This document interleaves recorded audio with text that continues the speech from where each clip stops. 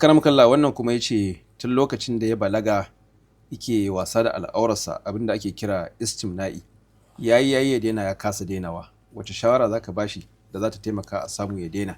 Dama shi yasa ake so mutum kai ya saba da sabo, kai ya bari yayi sabo. Na farko matakai 4 suke sa sabo da sabo.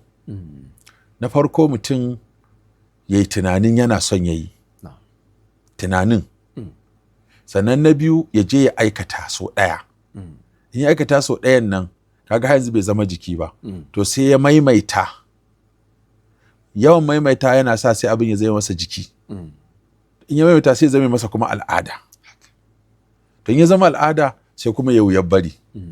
Dan ya zama kullum wanda ya saba da wannan ko yayi aure za ka ga da wuya ya ba wannan al'ada. Da yawa mata sukan kawo cewa mazansu sun yi aure mace 1 ko 2 ko 3 har ma 4, amma duk da haka waccan al'ada da ya saba ta masturbation ko istimna'i ya ke daina ta.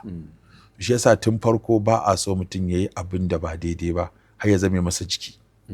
Kaga Allah ta'ala ya toshe duk wata kofa da mutum zai yi amfani da ita wajen biyan sha'awarsa in ba aure ba ko sadaka. Wallazina hum li furujihim hafizun illa ala azwajihim aw ma malakat aymanuhum fa innahum ghayru malumin. Faman ibtaga wara'a dhalika fa ulaika humul aadun. Kaga Allah ta'ala ce wallazina hum sune waɗanda li furujihim ga mutuncinsu hafizuna masu kiyayewa ne. Illa ala azwajihim sai ga matekunsu aw ma malakat aymanuhum ko abinda damansu ta mallaka fa innahum ghayru malumina. Akan waɗannan ba za a zarge su ba su yi laifin wa kowa ba.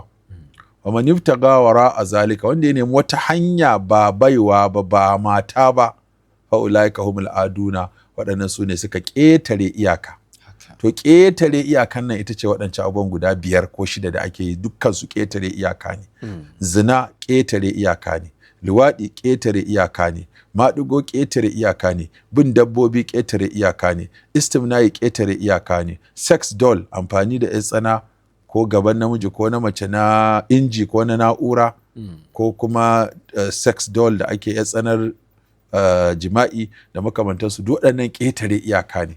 In mutum ya mai da wannan al'ada suka zama masa jiki, to ainihin zai fita daga ɗabi'a ta ɗan adam ya zama kamar irin ɗabi'o'i irin ta dabbobi. So da haka abin da za mu yi masa na farko ya ta addu'a, na biyu ya aure, kokari ya aure, na biyu kawai ji ya daina, kawai ya daina, ya ta karatun Qur'ani, ya ta addu'a, ya ta shiga cikin mutane na gari, ya cire abin daga ransa, ya mujahada.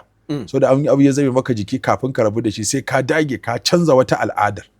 Yanda zai ɗauki cewa misali mutum ne mai nacin karatun Qur'ani da nacin sallah, ya ta sallah, ya ta karatun Qur'ani, ya ta zikiri, ya ta addu'a, to wannan sai ya zame masa al'ada, sai ya cire masa wancan. Ya kuma ta yi wa Allah magiya yana addu'a. In ya dage ya kwana 90, malamai sun ce duk abin da kake yi mai kyau ko mara kyau ka kwana 90 kana yi, wata 3 zaka ji ya zame maka jiki, da kawai sai ka ji kawai ya zame maka jiki, in baka yi ba ka jin daɗi. Shi yasa mummunan al'ada aka daɗe ana yi tana da wahalar cirewa. Hakan ka saba da abu mai kyau ya zame maka jiki, to duk sanda baka yi ba, yanzu musulmi da an kira sallah sai ji duk komai baya jin daɗi in ba sallah ne ba. Da lokacin sallah ma yayi sai ka ji kawai damuwar ka duk ta koma kan kai sallah. Da azumi ya zo sai ka ji farin cikin ka kawai kai azumin nan. To saboda wani ya zame maka, akwai wanda suke kai matakin in ransu ya ɓaci sai su ta tuna menene ne. Yawwa, sai mutum ya ce kai, sai tuno akwai wani abu da bai yi ba muhimmi a rayuwarsa. Ya saba sadaka, ya saba kyauta, yana azkaru sabahi, to da asuban nan tayi in baka yi ba sai ka ji ka a cikin damuwa. Da yamman nan tayi in baka yi na yamma ba sai ka ji. To saboda haka shi yasa ake so mutum ya ta maimaita abin kirki, har abin kirki ne ya zame masa jiki, kuma ya zauna cikin masu yi, saboda zai ga ana yi, zai ga ana yi, zai ga ana yi, har ya zame masa jiki, ya zame masa al'ada, ya zame masa ɗabi'a yadda ba zai iya bari ba. Masha Allah.